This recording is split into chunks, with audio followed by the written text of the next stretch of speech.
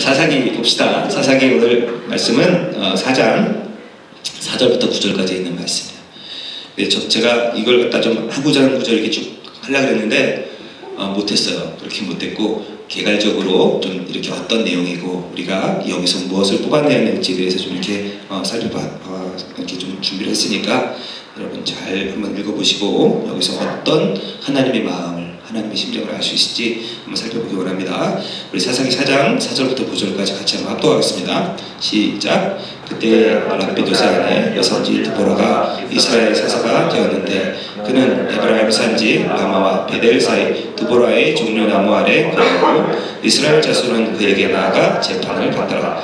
드보라가 보내어 아비노임 아들 바락을 납달리 게데스에서 불러다가 그에게 이르되 이스라엘 하나님이 여호와께서 이같이 명하지 않으셨느냐 이르기를 너는 납달리 자손과 스불론 자손 1만 명을 거느리고 다볼산으로 가라. 내가 야빈의 군대장과 시스라와 그의 병거들과 그 무리를 기손강으로 이끌어 내게 이르게 하고 그를 내 손에 붙이리라 하셨느니라. 바락이 그에게 이르되 당신이 나와 함께 가면 내가 가려니와 당신이 나와 함께 가지 않으면 나는 가지 않겠노라. 가로되 내가 반드시 너와 함께 가리라. 그러나 내가 이제 가는 일로 영광을 얻지 못하리니 이는 여호와께서 시스라를 여인의 손에 파실 것임이라 하고 드보라가 일어나 바락과 함께 게데스로 가니라. 아멘. 오늘 제가 제목을 여선지 드보라와 그의 치마폭에 쌓인 바락이라는 제목을 붙여봤어요. 여기 이렇게 내용을 보면 참 바락이라는 사람이 남자 망신 톡톡히 시키고 있죠. 그래야 안 그래요? 여선지 드보라가 등장을 하는데 그 남자의 대표로 나오는 바락이라는 사람은 그 여자를 그냥 치마폭에 붙들려갖고 당신이 가지 않으면 가지 않겠다 이렇게 치마폭에 쌓여있는 모습을 보는데 과연 이것이 하나님 우리에게 이 내용을 통해서 우리에게 무엇을 교훈하고 있을지. 여러분 여선지 그 사사 드보라 여자들의 우상이죠, 그렇죠? 아닌가? 여자들 권사에 그러면 드보라 선교회, 드보라 권사에 연세 드신 분들이 아주 드보라를 굉장히 좋아하는데 드보라라는 이름들 우리 젊은 친구들도 있나? 있죠? 응? 데보라라고. 이 여자들은 정말 이 여선지 드보라는 이 여인들의 좀 롤 모델인데 이 드보라가 한 일을 보면 크게 한 일이 없어요. 사실 이 역사상에 보면 사사가 등장할 때마다 적군이 이렇게 대적이 일어나면 사사가 일어나서 막 물리치는 일들을 하는데 사실은 여선지 드보라는 그런 일들을 한 적이 없어요. 그냥 바락을 불러다가 바락에게 일을 시키는 게 다야. 그 다음에 바락이 그냥 나는 혼자서 못 갑니다. 당신이 함께 가지 않으면 난 죽어도 안 갑니다. 이러면서 여자한테 붙들려있는 그런 모습이 오늘 보는 내용인데 여기 5절에 보면 그는 에브라임 산지 라마와 베델 사이 드보라의 종려나무라고 얘기하는데 드보라의 종려나무라고 해서 뭐 드보라가 무슨 그런 뜻이 아니라 드보라가 거기서 뭘 했냐면 항상 앉아있던 나무가 종려나무 아래에서 뭐 했어요? 재판을 했다는 거죠. 재판을 하면서 사람들을 그렇게 사람들이 그에게 나와서 재판을 받을 때 그들에게 이제 옳고 그름을 공정하게 전했던 그런 선지자로서 또 사사로서의 그런 공무를 수행할 때 앉아있던 나무가 그런 드보라 종려나무지 뭐 특별한 내용은 아니고요. 드보라가 한 일은 정말 다른 게 없이 그냥 바락을 불러다가 이렇게 전쟁을 하게 한 일이 드보라가 한 일이 다란 말이에요. 그런데도 하나님께서는 드보라를 사사로 세웠어요. 차라리 그냥 바락을 사사로 세울 수 있었잖아요. 그럼에도 불구하고 드보라를 사사로 세운 것은 이 분명한 의미가 있다라는 거예요. 왜 그러냐면 여태까지 하나님이 세운 사사들을 보면 처음에 누구였어요? 온니엘은 어떤 사람이었냐면 그 가나안 땅에 들어갔을 때 큰 그런 거인족들을 다 물리쳐서 그쵸? 갈렙의 딸인가? 갈렙의 딸?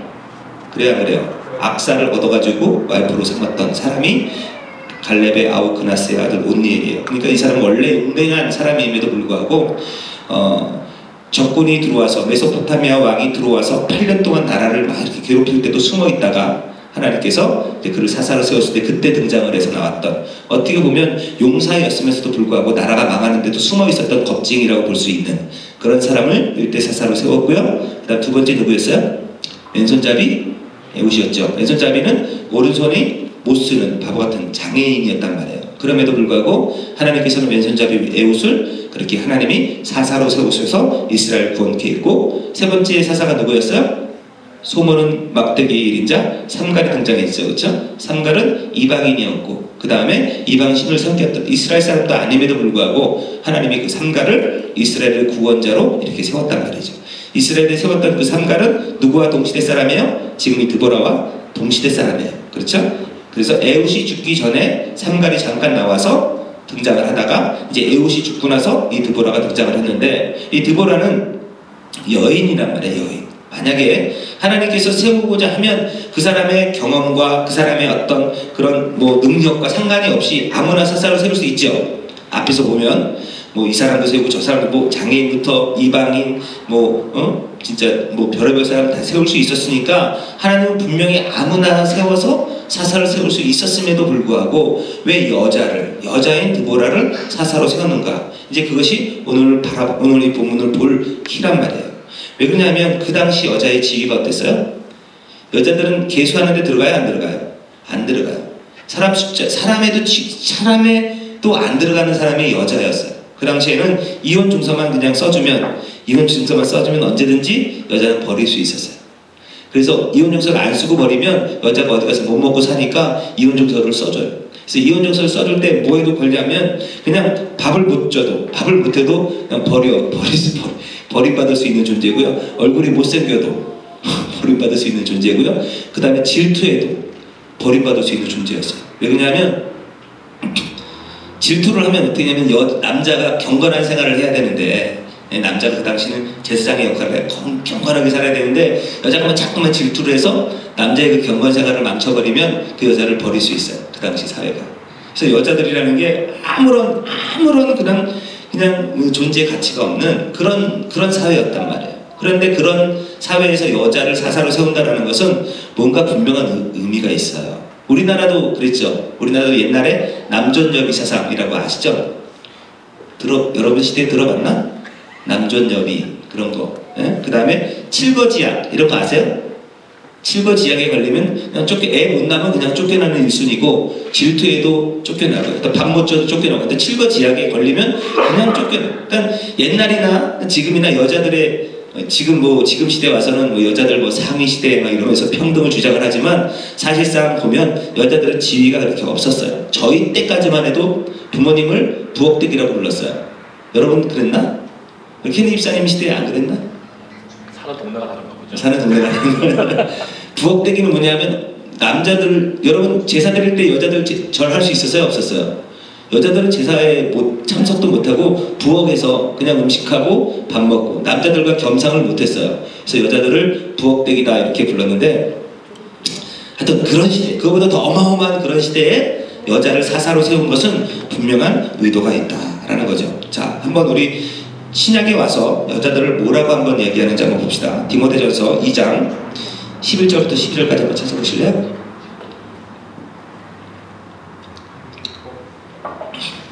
자, 오랜만에 성경 찾으려니까 디모데전서를 또 구약에서 찾으시는 그런 일은 없겠지만 디모데전서 2장 11절 12절 자, 제가 읽어드릴게요. 여자는 1절 순종함으로 종용히 배우라.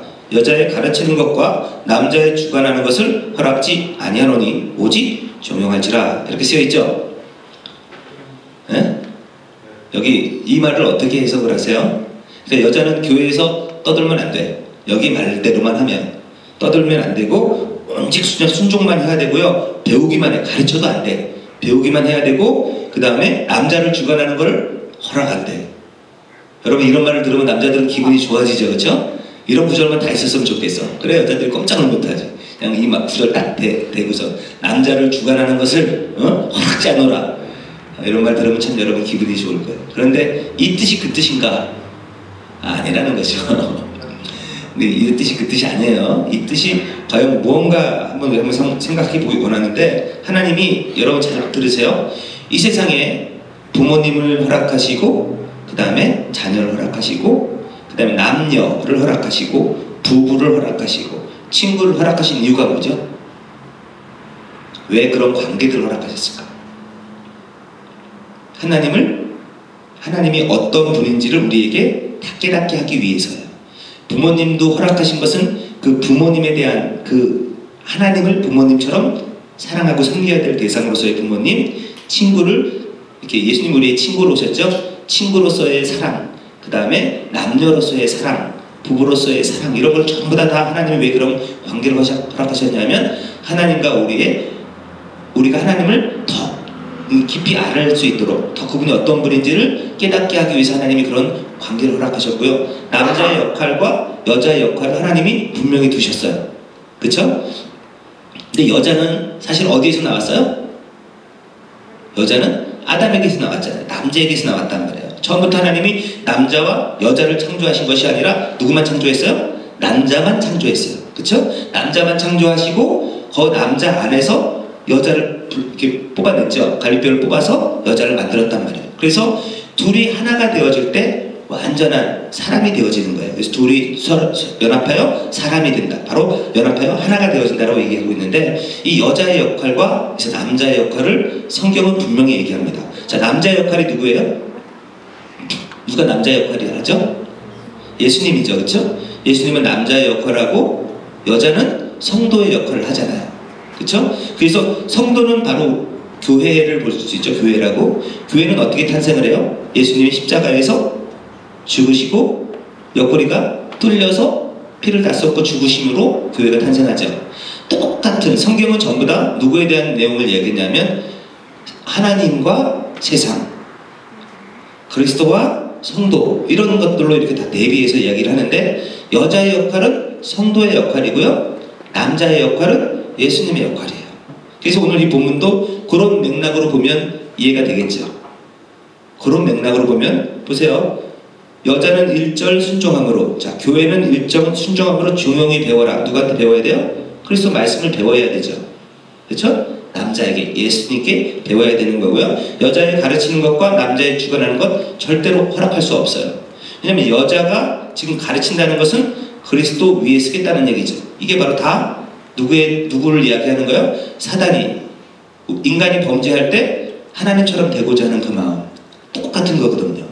하나님처럼 되고 싶어서 선악과를 따먹고 이제 자기가 하나님으로 살아가는 그것을 지금 이야기하는 거예요. 그래서 여자가 남자를 주관하는 것, 하나님 위해서 하나님처럼 살아가는 것을 성경은 절대로 허락하지 않는다라는 거예요. 그래서 그런 부분들을 우리가 분명히 알아야 되는데, 자, 에베소서 한번 이걸 정리한 내용이 에베소서에 나와요. 에베소 5장 22절부터 25절까지 봅시다. 뭐라고 되어 있냐면, 아내들이여 자기 남편에게 복종하기를 누구한테 하라? 죽게 하듯 하라는 거예요. 이게 그 뜻이라는 거죠. 근데 이 말 가지고 그냥 여자들은 말이야 남자들한테 이렇게 순종해야 돼, 이렇게 나가면 안 되는 거예요.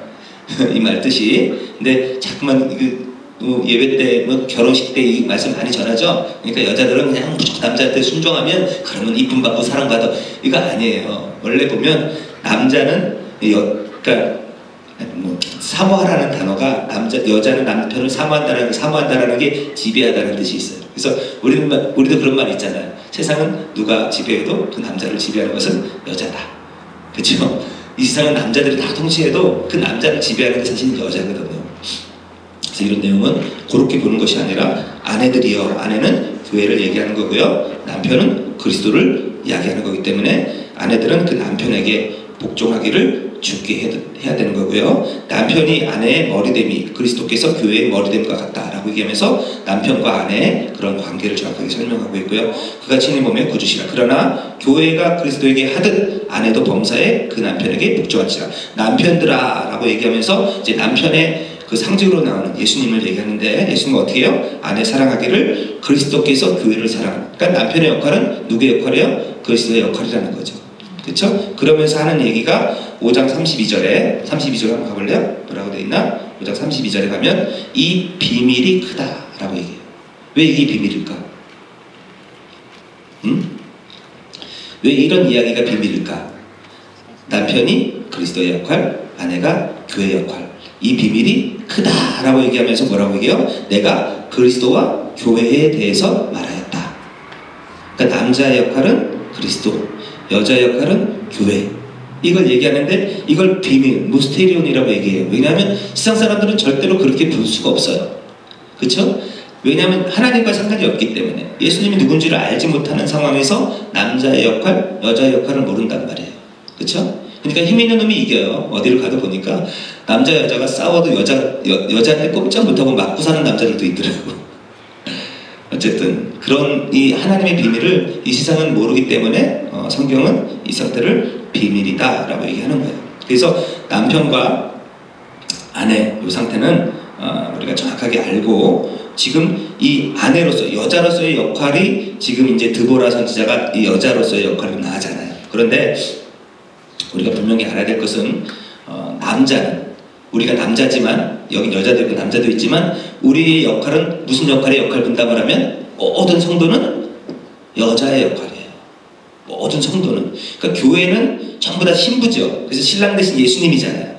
우리 신랑은 예수님 한 분밖에 없고요. 우리는 전부 다 여자예요. 사실은 남자들 좀 미안하지만 우리는 여자예요. 주님 앞에면 신부로서의 그런 신랑을 맞이하는 그런 모습의 우리인데, 근데 우리가 남자의 자리는 항상 어디의 자리예요? 하나님의 자리란 말이에요. 근데 우리는 어디의 자리를 원해요? 남자의 자리를 원해. 하나님의 자리를 원해. 그게 모든 죄인의 속성이에요. 여자들도 마찬가지예요. 여자들도 지금 살고 있지만 어느 자리를 원해? 남자의 자리. 그 자리는 뭐예요? 예수 그리스도 바로 하나님의 자리란 말이에요. 선악과를 따먹어서 하나님처럼 되고 싶어하는 그 자리에서 살아가고 모든 사람들은 그렇게 살고 있어요. 그 상태가 뭐다? 죄, 교만, 휘브리스라는 뜻은 교만은 자기 자리를 벗어난 상태. 그러니까 피조물의 자리, 여자의 자리에 있어야 되는데 여자의 자리에 있지 않고 어디의 자리에 올라갔어요? 남자의 자리에 올라가 있는 상태. 이 상태가 바로 죄의 상태고요. 이 상태를 지금 하나님이 드보라 선지자 이 사사기를 통해서 우리에게 지금 교훈하고 있는 거예요. 너희들은 실제로 여자야. 그래서 드보라 선지자를 탁 이렇게 등장을 시키고 그 다음에 누굴 또 등장을 시키냐면 바락이라는 남자의 대표를 등장을 시켜서 이 바락이 지금 뭐라고 했냐면 드보라 선지자를 여자를 이렇게 순종하는 모습으로 이렇게 보이죠. 여자 당신이 가지 않으면 내가 가지 않겠다. 여자 치마폭에 쌓여있는 모습. 이 상태가 사실은 너희들의 그런 바보 같은 모습이야 라고 지금 하나님이 이 성경을 통해서 우리에게 지금 가르쳐주고 있는 그런 내용들이란 말이에요. 근데 재밌는 건 뭐냐면 재밌는 거는 이 성경에 보잖아요. 성경에 보면 모세가 하나님을 만났을 때 하나님 앞에 모세가 그렇게 이야기합니다. 하나님, 당신이 가지 않으면 안 가겠습니다 라는 구절이 있어요. 그 내용과 지금 바락이 드보라 선지자에게 말하는 내용이 똑같아요. 한번 찾아볼까요? 출애굽기 33장 15절 한번 찾아보세요. 출애굽기 33장 15절.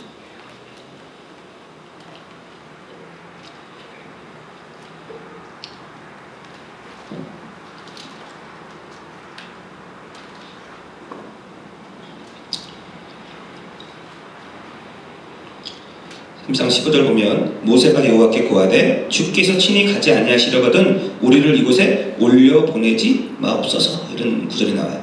그러니까 당신이 우리와 함께 가지 않으면 우리를 올려 보내지 말라는데 안 간다라는 내용이에요. 그 내용들 쭉 뒤에 읽으면 그때 주님이 같이 가겠다라는 내용이 나와요.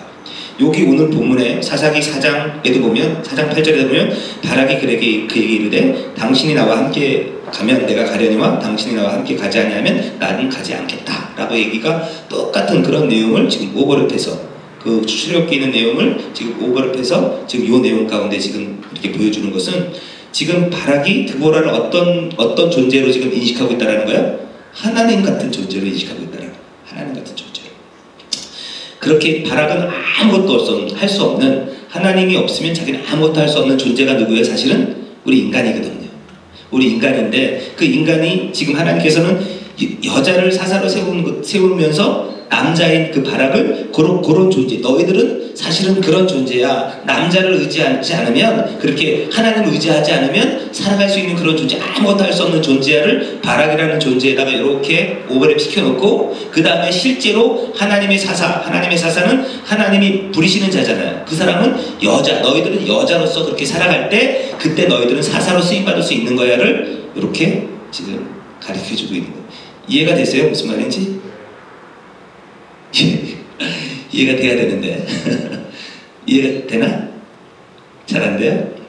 그러니까 실질적으로 자, 좀 정리하면 인간은 전부 다 어떤 역할을 해야 된다? 여자의 역할을 해야 된다. 여자의 역할을 해야 됨에도 불구하고 여자로서, 교회로서, 성도로서 살아가야 될 우리가 남자의 자리에 늘 올라가길 원해요. 남자의 자리에 올라가기 원하는데 남자의 자리는 하나님의 자리잖아요. 그쵸?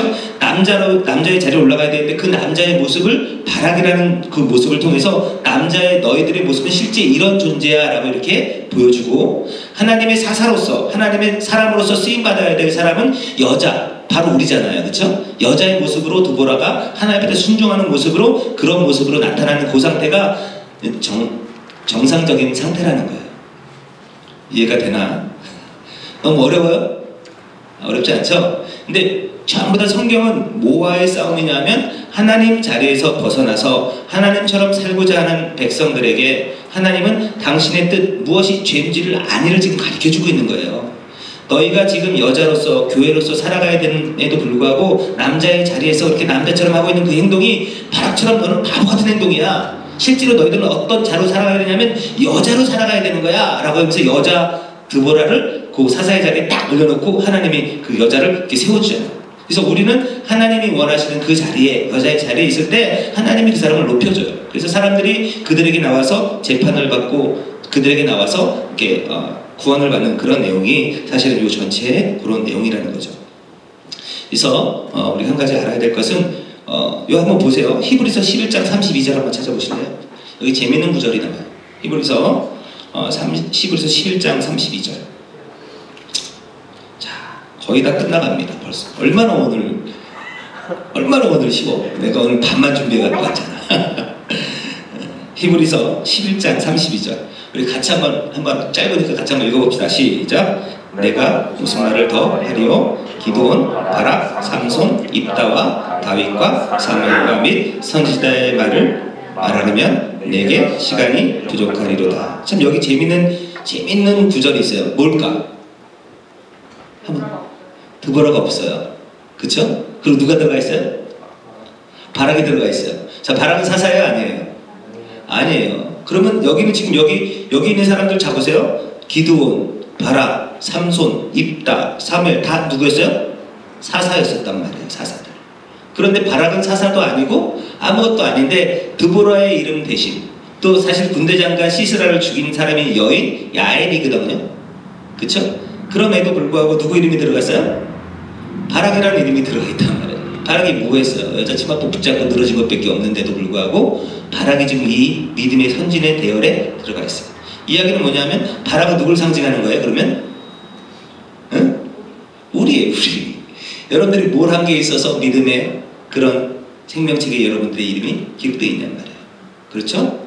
그런 여자의 자리에 있어야 될 바락이 남자로서 살아갈 때 그런 바보 같은 삶일 수밖에 없는 것을 성경은 이렇게 지금 표현하고 있는 거예요. 그래서 우리가 정말 이 땅에 살아가는 이유가 여러분들이 이 땅에서의 영적 전쟁, 그러면 여러분 어떤 상태를 영적 전쟁이라 그러죠? 여러분 지금 영적 전쟁 상태에 있어요? 없어요? 누구랑 싸우고 있어요? 세상하고 싸우고 있죠? 네? 그러니까 어떤 사람들은 말도 못해.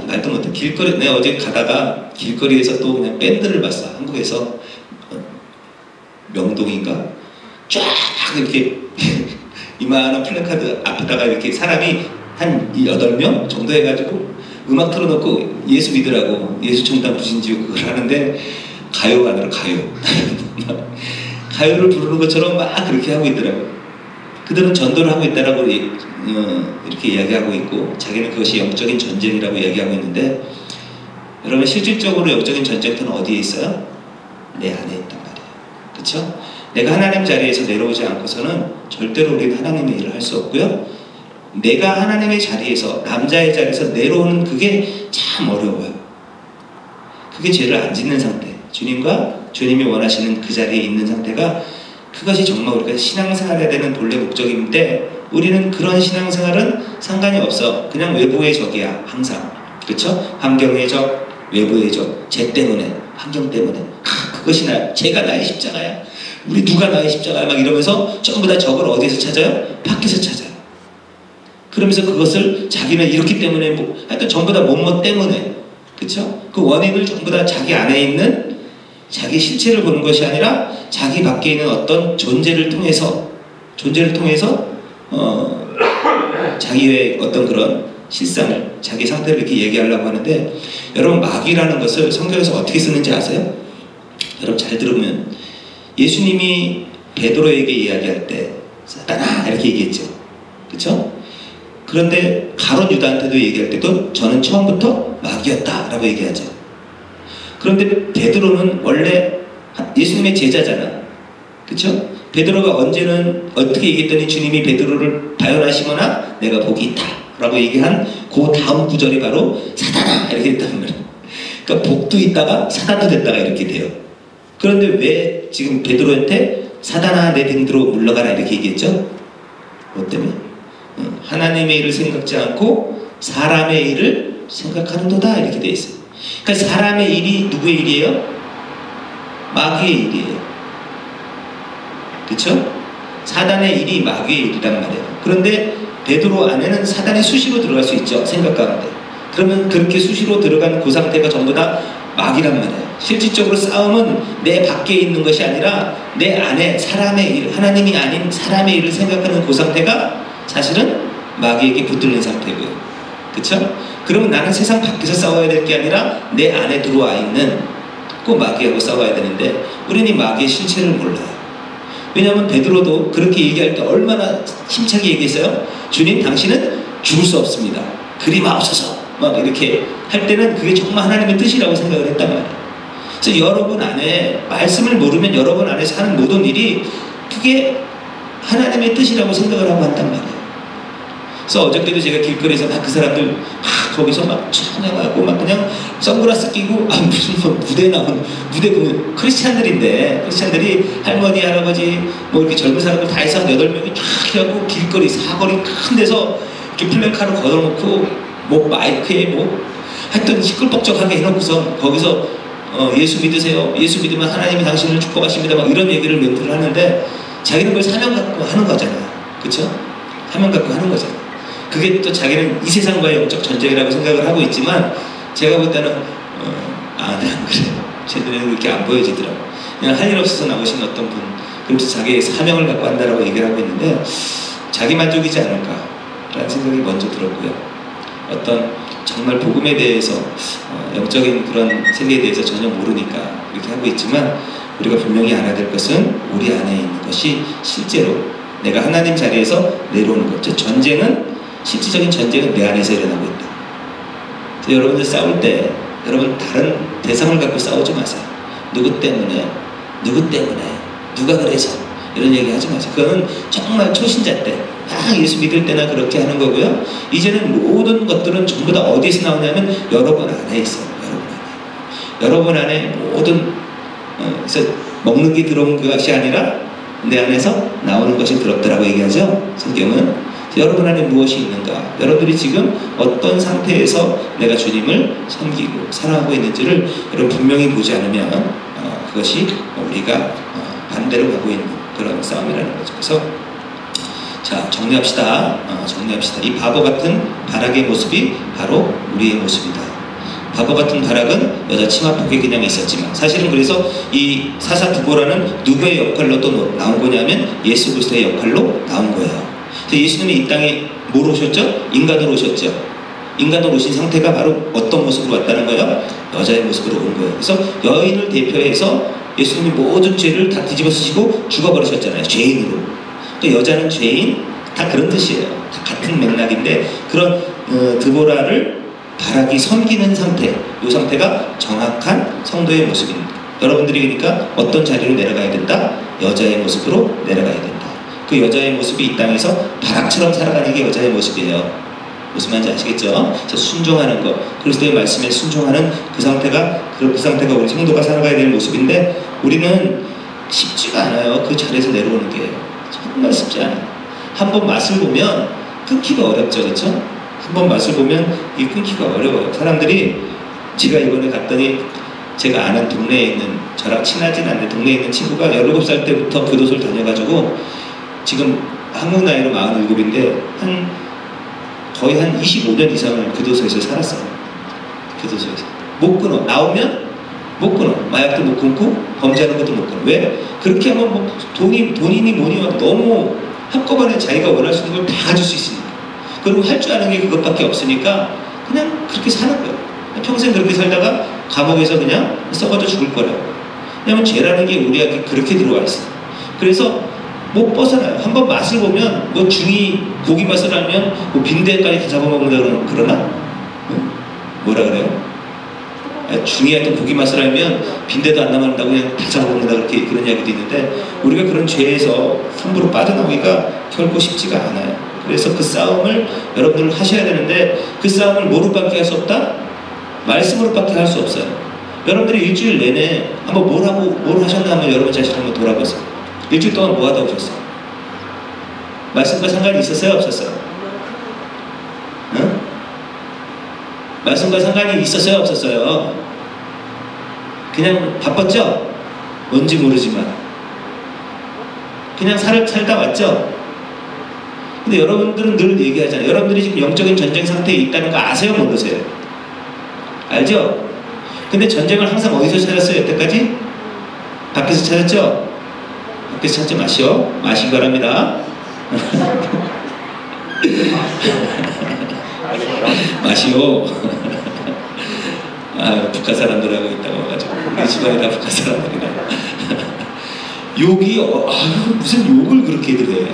한국 갔더니 말에 반은 욕이야. 친하면 친할수록 더 진하게 욕을 하는 거야. 나도 옛날에 그랬었는데 옛날 생각이 새록새록 나죠. 어쨌든 우리가 분명히 알아야 될 것은 내 자리에서 내려오자. 여러분 남자의 자리에서 내려오시기 바랍니다. 그게 싸움이에요. 남자 싸우지 마시고요. 지금 있는 남자의 그 자리에서 내려올 수 있는 유일한 길은 내가 말씀을 먹을 그 순간에, 말씀을 먹는 그 순간에, 아멘 하는 그 순간에 내가 남자의 자리에서 성도의 자리를 내려오는 거예요. 늘 그 싸움을 하는 거. 내 자리 지키기, 성도의 자리 지키기, 교회의 자리 지키기. 그 자리로 내려오는 그것이 싸움이에요. 그것만 잘하면 우리 주님이 여러분의 주님과 더 깊은 교제 가운데 들어갈 수 있고요. 그 주님을 더 사랑할 수 있어요. 말로만 사랑하는 것이 아니라 밖에서 예수 믿읍시다, 천당 갑시다 이런 거에서 주님 사랑하는 게 아니라 여러분이 있어야 될 그 자리로 내려갈 때 여러분들의 주님과 깊은 사귐이 있고요. 여러분들의 존재를 알게 되어지니까 하나님을 의지할 수밖에 없는, 정말 나는 아무것도 아닌 존재구나. 바락처럼 그냥 심화폭만 팍 붙잡고 살면 그러면 이 믿음의 선진의 대열에 이름이 확 올라가는 그런 존재구나. 여러분들이 그걸 알고 그렇게 살아가면 그게 자기 자신을 부인하는 길입니다. 그래서 주님 따라가는 길을 자기 자신을 부인하지 않고서는 절대로 주님을 따라갈 수 없기 때문에 많은 사람들은 자기가 뭔가를 해서 주님을 따라갈 수 있다고 착각을 하지만 아니요, 못 따라갑니다. 짐을 지면 질수록 못 따라가는 거예요. 여러분 막 면류가 10개씩 쓰고서 주님을 쫓아갈 수 있겠어요? 무거워서? 아니죠? 그래서 여러분 자신을 부인하는 자리, 부인하는 그 자리는 제가 지금 막 똑같은 말 계속하고 있죠. 정신이 없었어요. 지금 자고 있어야 될 시간을 두고 있어서 기도합시다.